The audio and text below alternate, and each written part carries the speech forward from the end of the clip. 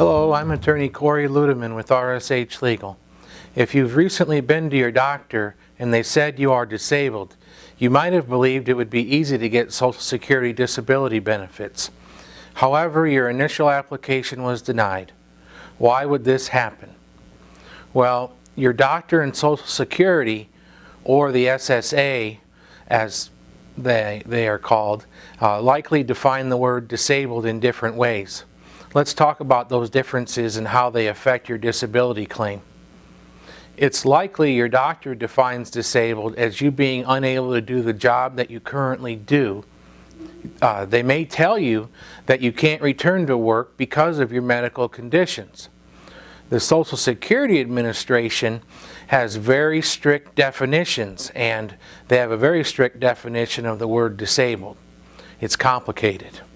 When the SSA says you must be disabled to get benefits, they mean that you must have a severe medical impairment or impairments that both prevent you from doing the work that you used to do, and they also must prevent you from doing any other type of work. This second point is a key difference between your doctor's opinion and the SSA's rulings.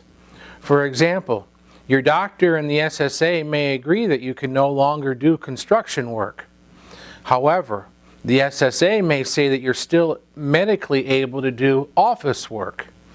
If that's the case, you can be denied benefits because they believe you can still do some type of work.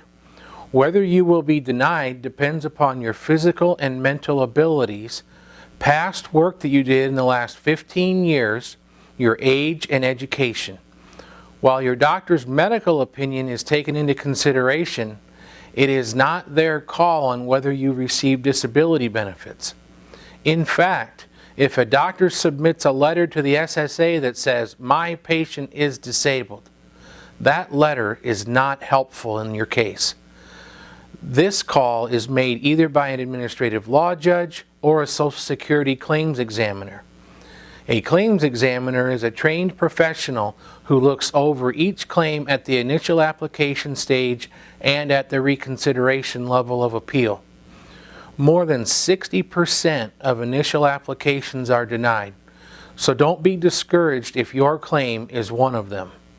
Remember, because the examiner did not agree you were disabled doesn't mean that you aren't qualified to receive benefits. It only means that the evidence in your initial application was not present for them to rule that you were disabled. After your initial denial, it makes sense to get an experienced Social Security disability attorney involved with your case. A disability lawyer can track down important medical records that the Social Security Administration may not have. If your Social Security application was denied, call our office today at 1-800-433-0283.